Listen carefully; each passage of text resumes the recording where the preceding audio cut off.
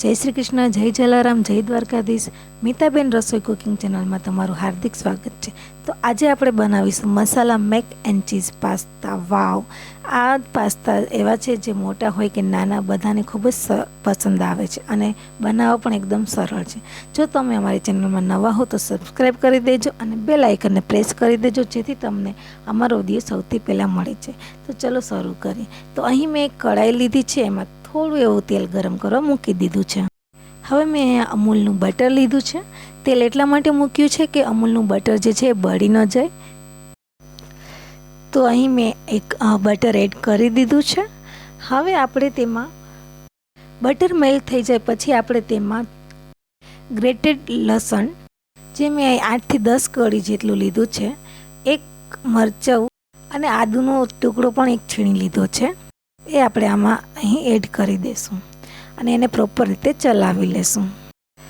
હવે આપણે આને પ્રોપર રીતે સાતળી લેવાનું છે. 2 થી 3 મિનિટ અપ્રોક્સ એમને સાતળવાનું છે.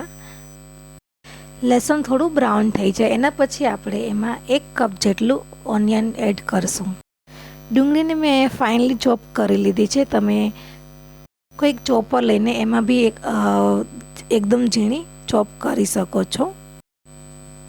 હવે ડુંગળી નાખ્યા પછી જે તમારો સ્ટવ છે એને તમે ગેસ ઉપર કરતા હો તો સ્લો કરી નાખવાનો છે અને ઇલેક્ટ્રિક સગડી ઉપર કરતા હો તો એકદમ સ્લો કરી નાખવાનો છે અને તેને ધીમા ગેસે પ્રોપર ચડવા દેવાની છે. એકદમ બ્રાઉન નથી કરવાની, એકદમ પિંક બી નથી કરવાની, થોડી એવી કાચી રાખવાની છે, બટ એકદમ ધીમા ગેસે એમને 2 થી 3 મિનિટ સુધી ચડવા દેવાની છે અને એને થોડું ચલાવતા રહેજો એટલે ડુંગળી છે એ નીચે બેસી ના જાય. હવે થોડી એવી ડુંગળી ચડી જાય એટલે આપણે એમાં મસાલા બધા એડ કરી દઈશું.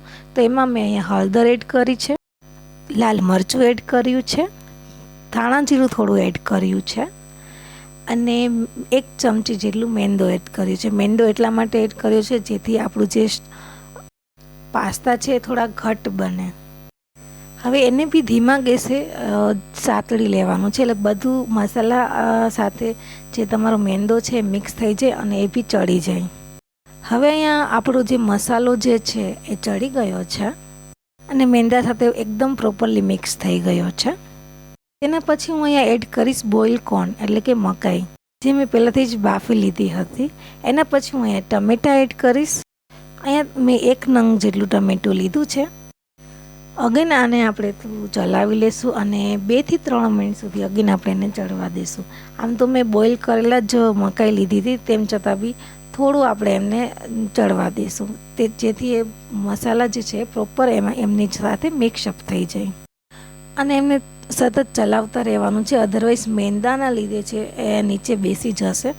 તો મેક શ્યોર કે એમને ચલાવતા રહેવાનું છે. હવે હું અહીં સ્વાદ અનુસાર મીઠું એડ કરી દઈશ. અગેન મિક્સઅપ કરી લઈશું બધું પ્રોપરલી. અહીં તમે તમારી બીજી કોઈ બી ફેવરિટ વેજીસ હોય તો તમે એડ કરી શકો છો, જેમ કે ગાજર છે, વટાણા છે, તો તમે તમારા ચોઈસની વેજીસ એડ કરી શકો છો. અહીં મેં સ્પ્રિંગ ઓનિયન જે છે એમના પાંદડા લીધા છે, જે ટેસ્ટમાં એકદમ મસ્ત લાગે છે. અગેન મિક્સઅપ કરી લેશું.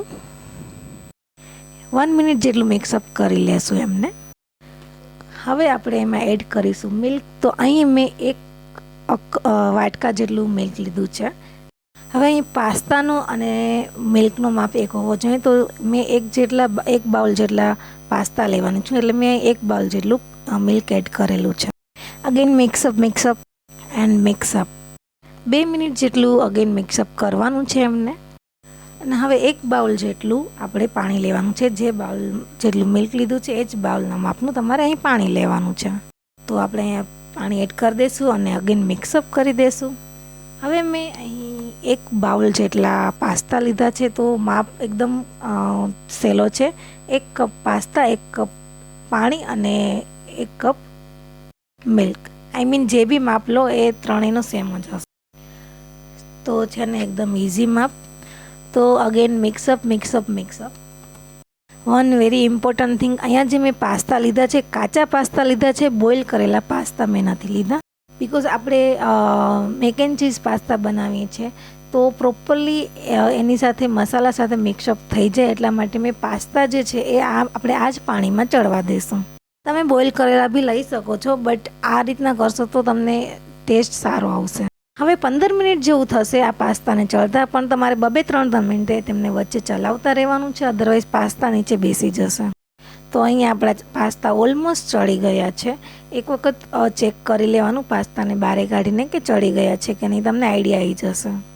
અને તમને વચ્ચે એવું લાગે કે બહુ ઘટ થઈ ગયું છે, પાણી એડ કરવાની જરૂર છે, તમે વચ્ચે પાણી બી એડ કરી શકો છો. તો મને અહીંયા થોડું ઘટ લાગે છે તો મેં પાણી અહીંયા એડ કરું છું, જેથી પાસ્તા છે એકદમ સુકાઈ ન જાય. યસ, આપણા પાસ્તા રેડી છે. હવે હું એમાં થોડી કસૂરી મેથી એડ કરીશ, જેનાથી ટેસ્ટ એકદમ ફાઇન લાગે છે.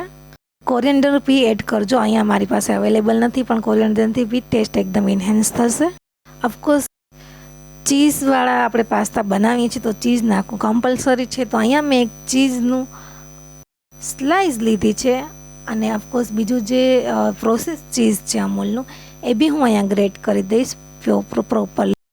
તો બહુ બધું ચીઝ આમાં તમારે નાખવાનું છે, કારણ કે મેક એન્ડ ચીઝ પાસ્તા છે તો ચીઝ તો ઓબ્વિયસલી છે જ, બટ જેટલું ચીઝ તમે જે રીતના ખાતા હોય એ અકોર્ડિંગલી તમે એમાં એડ કરી દેજો. મેં તો બહુ બધું ચીઝ અહીંયા એડ કરેલું છે. એન્ડ આફ્ટર ધીસ પ્રોસેસ આપણે એમને 2 મિનિટ માટે ઢાંકી દઈશું, જેથી જે ચીઝ આપણે છે એ મેલ્ટ થઈ જશે. તો ચીઝ મેલ્ટ થઈ જશે પછી આપણે એમને એમાં મિક્સઅપ કરી લઈશું, અને પછી આપણે એમને સર્વ કરી દઈશું. તો યસ, રેડી છે આપણા pasta. Thank you so much for the watching, અને આવી જ રીતના અમને સપોર્ટ કરતા રહેજો. એન્ડ કમેન્ટમાં જરૂરથી કહેજો કે તમારે નેક્સ્ટ રેસીપી શેના ઉપર બનાવો વિડીયો. જો તમારી કોઈ સ્પેસિફિક ડિમાન્ડ હોય તો હું ઓબ્વિયસલી તમારી માટે કંઈક નવું બનાવીને લાવીશ. Bye, thank you so much. મળીએ નેક્સ્ટ વિડીયોમાં નવી રેસીપી સાથે. Jai Shri Krishna and thanks for the watching.